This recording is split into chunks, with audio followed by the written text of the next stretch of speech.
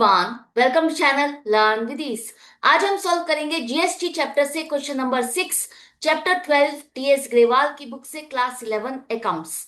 Online classes, online tuitions के लिए आप मुझे स्क्रीन पर दिए गए नंबर पर व्हाट्सएप कर सकते हो अपना नाम और क्लास। और आप अगर सॉल्यूशन ढूंढ रहे हो टीएस ग्रेवाल और डी के गोयल न्यू एडिशन बुक के, तो चैनल के होम टैब पर क्लिक करो। आपको सॉल्यूशंस अपलोडेड मिलेंगे। ओ सेक्शन में एमसीक्यूज मिलेंगे क्विज की फॉर्मेट में, और एमसीक्यूज के सॉल्यूशन से शॉर्ट सेक्शन में। तो बहुत कुछ है चैनल पर, विजिट द चैनल। अच्छा लगे तो शेयर और सब्सक्राइब जरूर करना। क्वेश्चन नंबर 6 में आपको कुछ ट्रांजेक्शन्स दिए। इन ट्रांजेक्शन को आपको 2 कॉलम कैश बुक में रिकॉर्ड करना है। कैश बुक बनाना आप सीख चुके हो, लेकिन यहाँ पर जीएसटी के साथ आप कैश बुक में कैसे रिकॉर्ड करोगे वही आपको सीखना है। तो सबसे पहले फॉर्मेट तैयार करो। कैश और बैंक दोनों का कॉलम आपको डेबिट और क्रेडिट दोनों साइड बनाना है। तो सबसे पहले यहाँ पर हमारे पास बैलेंस है कैश और बैंक का। ये बैलेंस डेबिट है या क्रेडिट है, क्वेश्चन में नहीं दिया। आप मानोगे कि ये डेबिट साइड है और ये क्रेडिट साइड है। नहीं, ऐसा भी नहीं है। ये आपका डेबिट क्रेडिट साइड नहीं है। ये आपको खुद जज करना है कि ये ट्रांजेक्शन्स आपको कौन सी साइड पर रिकॉर्ड करनी है। तो ऐसी गलती बिल्कुल मत करना कि ये वाली साइड हमारी डेबिट की है तो डेबिट साइड पर, और ये क्रेडिट है तो क्रेडिट साइड पर आपको रिकॉर्ड करना है। तो ये जो बैलेंस है, अगर आपको क्रेडिट या डेबिट कुछ नहीं लिख के दिया तो इसका मतलब ये आपके डेबिट बैलेंस है, और डेबिट साइड पर आपको लिखना है टू बैलेंस बीटी 1000 और 14,500। इसके बाद आपको एक चेक मिला। चेक एज ए एडवांस मिला है। आपने किसी को सामान अभी सेल नहीं किया है। आपने जो सामान डिलीवरी करना था, सप्लाई करना था, वो अभी सप्लाई नहीं हुई है। सिर्फ आपको अभी उसका ऑर्डर मिला है, आपको उसका एडवांस मिला है। तो जब आपको एडवांस मिलता है तो उस पर जीएसटी नहीं लगेगा। सिंपल आपको 1 जनवरी को टू एडवांस अकाउंट, कौन सी पार्टी से मिला हमारे पास नाम नहीं है, तो सिंपल हम एडवांस लिखेंगे टू एडवांस अकाउंट। और एडवांस हमें चेक से मिला है, तो चेक आपका बैंक के कॉलम में आएगा 60,000। इस चेक के बारे में आगे कहीं इंफॉर्मेशन नहीं दिया, तो हम सेम डे ही डिपॉजिट मान के चलेंगे। बैंक के कॉलम में आप इसको शो करोगे। क्लियर है।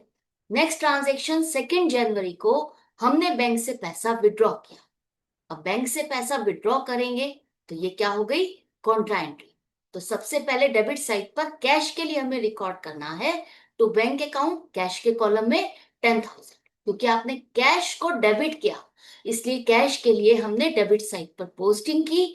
और बैंक यहां पर क्रेडिट होगा, तो इसलिए आप क्रेडिट साइड पे पोस्टिंग करोगे बाय कैश अकाउंट, और बैंक के कॉलम में 10,000। कॉन्ट्रा है इसलिए एलएफ के कॉलम में सी मार्क करना मत भूलना। इसके बाद हमने सामान खरीदा है, गुड्स परचेस्ड। अब हमने अमित से सामान खरीदा और चेक से पेमेंट की है, तो 13,000 के गुड्स है प्लस जीएसटी आपने पे किया। तो ये जो आप पे कर रहे हो, चेक से पे कर रहे हो, तो सबसे पहले हम क्या लिखेंगे, by purchases account 13,000, by input CGST 13,000 का 6% 780, बाय इनपुट एसजीएसटी अकाउंट 780। यहां पर जो आप लोग गलती करने वाले हो वो ये कि हमने चेक से पेमेंट किए, तो आप सिर्फ एक ही अमाउंट का चेक बना करके यहां पर शो करने वाले हो। नहीं, आपने जो सामान खरीदा उसके लिए जर्नल एंट्री क्या बनाओगे, purchase, input, input SGST to bank account. तो इन सबका टोटल मिलाकर के आपने बैंक से पेमेंट की, इसलिए बैंक अकाउंट तो आपका क्रेडिट होगा, लेकिन इसके साथ जितने अकाउंट आपने डेबिट किए वो आपको अलग अलग अमाउंट के साथ शो करना है। क्लियर है। इसके बाद हमने वेजिस की पेमेंट की। तो वेजिस की पेमेंट आपने चेक से की है या कैश से की है, नहीं दिया। तो जब ऐसा नहीं दिया है तो आपको क्या मान के चलना है कि ये कैश की पेमेंट है। तो बाय वेजिस अकाउंट 2,500। वेजिस या सैलरीज पर आपका जीएसटी नहीं लगता, याद रखना। इसके बाद हमें मोहन से एक चेक मिला है 9,800 का। हमें पैसा तो उससे 25,000 लेना है, लेकिन इसमें से ऑन अकाउंट कुछ अमाउंट उसने पे किए है 9,800 का, आपको चेक मिला है। अब जो ये चेक है, क्या हमने इसी डेट को डिपॉजिट कर दिया? नहीं, क्योंकि इसके बारे में 8 जनवरी को दिया है कि जो मोहन से चेक मिला था वो हमने 8 जनवरी को बैंक पे जमा किया। इससे पहले इसका मतलब ये आपने जर्नल में रिकॉर्ड किया as a cheque in hand. तो अब आप जब 8 जनवरी को इसकी पोस्टिंग दिखाओगे तो यहाँ डेबिट साइड पर to cheque in hand account 9800 आएगा। 5 जनवरी की एंट्री यहाँ पर नहीं आएगी, वो जर्नल में आएगी, क्योंकि ना तो उससे आपका कैश डेबिट हुआ और ना ही बैंक डेबिट हुआ। वो आपने सिर्फ उस डेट को चेक रिसीव किया जो कि आपने बैंक में जमा ही नहीं किया था। क्लियर है? इसके बाद हमने स्टेशनरी परचेज की, कैश में परचेज की है, तो स्टेशनरी परचेज करेंगे, एक्सपेंस है, तो कहाँ लिखेंगे? क्रेडिट साइड पर बाय स्टेशनरी अकाउंट 1500 प्लस आपने इस पर जीएसटी पे की। जो भी सामान खरीदेंगे गुड्स के अलावा, जो भी आप सामान खरीद रहे हो बिजनेस से रिलेटेड, उस पर आप जीएसटी पे करोगे, और जीएसटी इस पर आपने सीजीएसटी और एसजीएसटी पे किया है, तो यहां पर भी बाय इनपुट सीजीएसटी 1500 का 6% 90 रुपीज, और इसी तरह से एसजीएसटी भी 90 रुपीज। क्लियर है? चेक हमने टोटल मिलाकर के एक दिया है, या कैश हमने टोटल मिलाकर के अमाउंट दी है, लेकिन जो जो अकाउंट आपके इसके साथ डेबिट हुए वो आपको अलग अलग शो करते हैं। ठीक है? इसके बाद नेक्स्ट ट्रांजेक्शन यहां पर आ जाते हैं। यहां नेक्स्ट ट्रांजेक्शन में आपने सामान खरीदा है 16 जनवरी को, इंक्लूडिंग आईजीएसटी।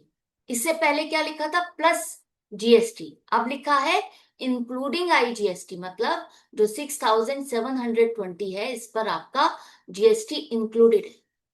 तो इसको आपको अलग अलग सेपरेट करना है। कैसे करेंगे? परचेज हमने कितने का सामान किया? 6720 डिवाइडेड बाय 112, क्योंकि अगर आप 100 रुपीज का सामान खरीद रहे हो तो उस पर 12% 12 रुपीज का आपने जीएसटी पे किया, तो इसका मतलब ये आपका 112 के बराबर है।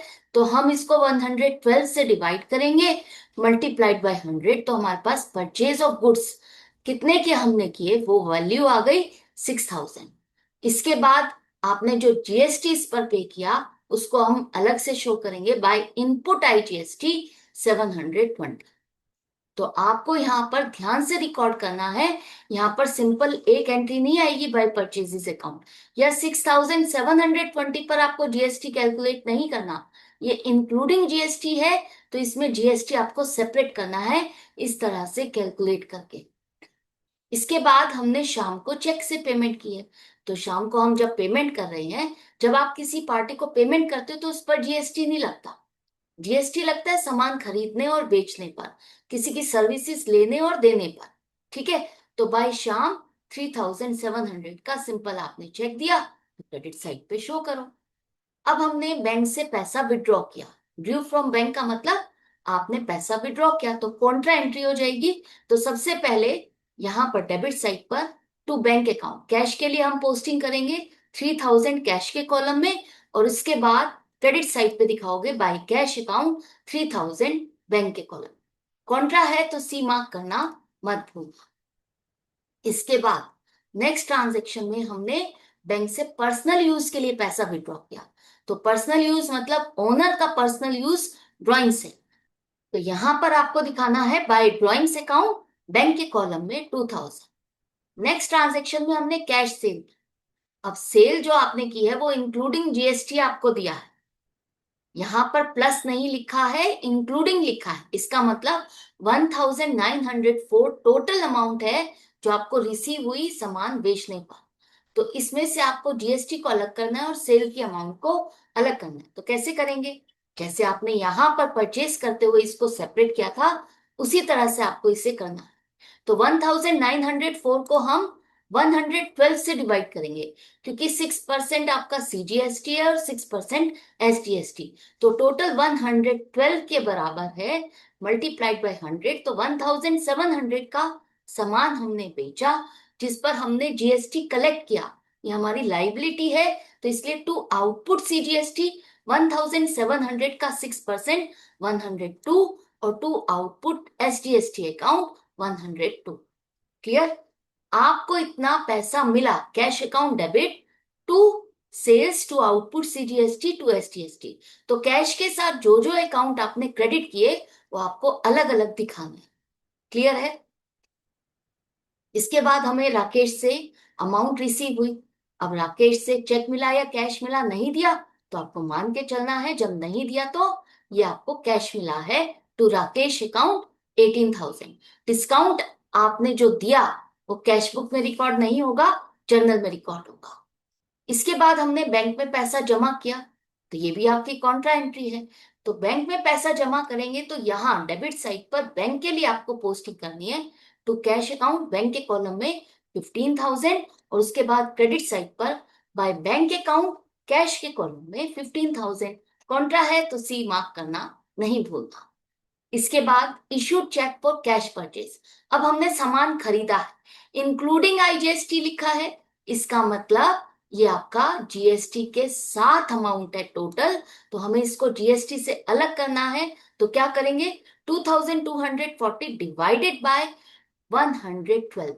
100 आपका अमाउंट गुड्स की कॉस्ट, प्लस जीएसटी आपका 12% है, 6 + 6 आपका 12%, और आईजीएसटी है तो 12% होगा, तो इसलिए 112 के बराबर है। तो इसलिए हमने इसको 112 से डिवाइड किया, मल्टीप्लाइड बाय 100।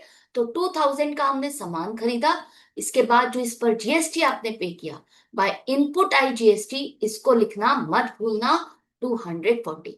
अगर आपने ये नहीं लिखा तो आपका क्वेश्चन रॉन्ग हो जाएगा और आंसर से मैच नहीं करेगा।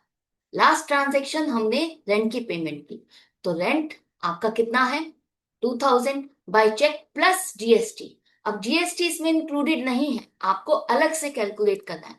तो बाय रेंट अकाउंट जीएसटी का चेक आपने दिया 2000, और इस पर जो आपने जीएसटी दिया है बाय इनपुट सीजीएसटी अकाउंट 120, और बाय इनपुट एसजीएसटी अकाउंट 120। 2000 का 6% आपको सीजीएसटी और एसजीएसटी लगाना है। ये सब कुछ रिकॉर्ड करने के बाद फाइनली अब आपको कैश और बैंक का बैलेंस निकालना है। तो कैसे निकालेंगे, सबसे पहले कैश का आपको डेबिट साइड का टोटल करना है, माइनस करना है क्रेडिट साइड का टोटल। अब जो बैलेंस आएगा ये बैलेंस है 8004 rupees. At the end of the month cash का इतना बैलेंस आपके पास बच गया है।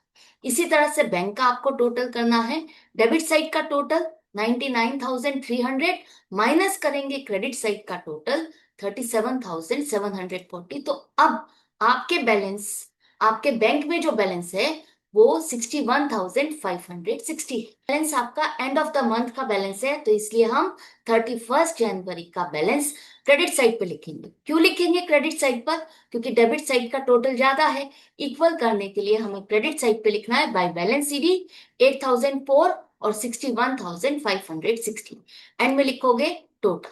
तो ये क्वेश्चन आपका कंप्लीट हो गया है। आई होप आपको अच्छे से समझ में आ गया है कि जीएसटी के साथ आप कैश बुक में कैसे पोस्टिंग करोगे, कौन सी चीज आपको नहीं भूलनी है, कहाँ पर आपको ध्यान रखना है कैलकुलेशन करते हुए। अगर कहीं पर कंफ्यूजन है तो कमेंट सेक्शन में लिख करके पूछ सकते हो। हम मिलेंगे आगे की वीडियो में आगे के क्वेश्चन के साथ। Good bye and take care.